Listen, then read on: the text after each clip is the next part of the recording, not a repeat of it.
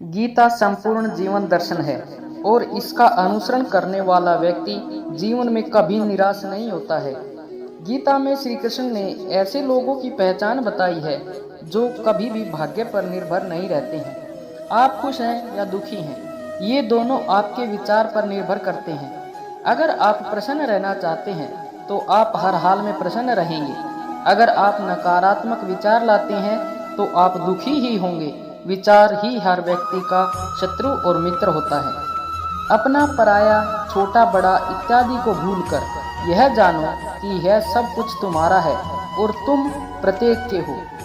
तुम बिना किसी कारण के चिंता करते हो और बेवजह ही घबराते हो। तुम तो आत्मा हो जिसे ना तो कोई मार सकता है और ना ही जला सकता है। यही जीवन की सच्चाई है जिसे प्रत्येक व्यक्ति को जानना चाहिए। ना तो यह शरीर तुम्हारा है और ना ही तुम इस शरीर के मालिक हो। यह शरीर 5 तत्वों से बना है, आग, जल, वायु, पृथ्वी और आकाश। एक दिन ये शरीर इन्हीं 5 तत्वों में विलीन हो जाएगा। सेवा सबकी करो मगर आशा किसी से मत रखो, क्योंकि सेवा का असली मूल्य ईश्वर ही दे सकते हैं। अकेले रहना तुम्हें यह भी सिखाता है कि वास्तव में तुम्हारे पास स्वयं के अलावा और कुछ भी नहीं है। जब परिवार के सदस्य अप्रिय लगने लगे और पराये अपने लगने लगे तो समझ लीजिए कि विनाश का समय आरंभ हो गया है। क्रोध आने पर चिल्लाने के लिए ताकत नहीं चाहिए, मगर क्रोध आने पर चुप रहने के लिए खूब ताकत चाहिए होती है। जो आपका है वो आपको मिलकर ही रहेगा, फिर चाहे उसे छीनने के लिए पूरी कयानत एक हो जाए। 2 प्रकार के व्यक्ति इस संसार में स्वर्ग से भी ऊपर होते हैं। एक वो जो शक्तिशाली होकर भी क्षमा कर देते हैं और दूसरे वो जो दरिद्र होकर भी दान करते हैं। किसी भी व्यक्ति को अच्छे से जाने बिना दूसरों की बातें सुनकर उसके प्रति कोई धारणा बना लेना मूर्खता है। अगर साफ नियत से मांगा जाए तो ईश्वर नसीब से बढ़कर देता है। जब भी विनाश का प्रारंभ होता है, शुरुआत वाणी के संयम से होने से होती है। जीवन में सब कुछ खत्म होने जैसा कुछ नहीं होता। हमेशा एक नई शुरुआत हमारा इंतजार कर रही होती है।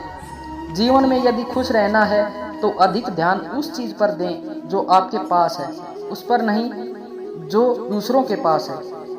उस दिन हमारी सारी परेशानियां खत्म हो जाएंगी, जिस दिन हमें यकीन हो जाएगा कि हमारा सारा काम ईश्वर की मर्जी से होता है। विपत्ति में धैर्य, वैभव में दया और संकट में सहनशीलता ही श्रेष्ठ व्यक्तियों के लक्षण हैं। जो व्यक्ति स्पष्ट और सीधी बात करता है उसकी वाणी कठोर जरूर होती है, लेकिन वह कभी किसी के साथ छल नहीं करता। जो अच्छा लगे उसे ग्रहण करो, जो बुरा लगे उसका त्याग, फिर चाहे वह विचार हो, कर्म हो या मनुष्य। बुराई बड़ी हो या छोटी हमेशा विनाश का कारण बनती है, क्योंकि नाव में छेद छोटा हो या बड़ा नाव को डुबो ही देता है। आप वापस नहीं जा सकते हैं और शुरुआत को नहीं बदल सकते हैं, लेकिन आप जहाँ हैं वहीं से शुरू कर सकते हैं और अंत को अवश्य बदल सकते हैं। मन की शांति से बढ़कर इस संसार में कोई भी संपत्ति नहीं है। जो मनुष्य फल की इच्छा का त्याग करके केवल कर्म पर ध्यान देता है वह अवश्य ही जीवन में सफल होता है। कोई भी इंसान जन्म से नहीं बल्कि अपने कर्मों से महान बनता है। अपना पराया, छोटा बड़ा इत्यादि को भूलकर यह जानो कि यह सब तुम्हारा है और तुम प्रत्येक के हो। जब इंसान की जरूरत बदल जाती है तब इंसान के बात करने का तरीका बदल जाता है।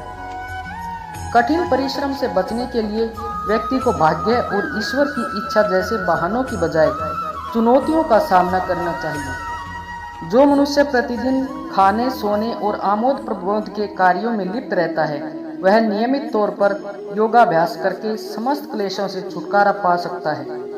जब इंसान अपने काम में आनंद खोज लेता है तब वह पूर्णता प्राप्त कर लेता है।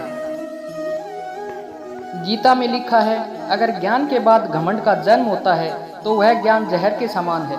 वहीं अगर ज्ञान के बाद नम्रता का जन्म होता है तो वह ज्ञान अमृत की तरह है। श्री कृष्ण कहते हैं कि जीवन में सबसे बड़ी हार अपनी संभावनाओं से मुंह मोड़ लेना है। ऐसे लोग जानते ही नहीं कि उनके अंदर कितनी क्षमता है, जिसका इस्तेमाल करके वो जो चाहें हासिल कर सकते हैं। गीता के अनुसार सुख में धर्म कार्य और दूसरों की मदद जरूर करनी चाहिए, क्योंकि बुरे समय में यही लोग आपके काम आते हैं। क्रोध तब पुण्य बन जाता है जब वह धर्म और मर्यादा के लिए किया जाए, और सहनशीलता तब पाप बन जाती है जब वह धर्म और मर्यादा को बचा न पाए।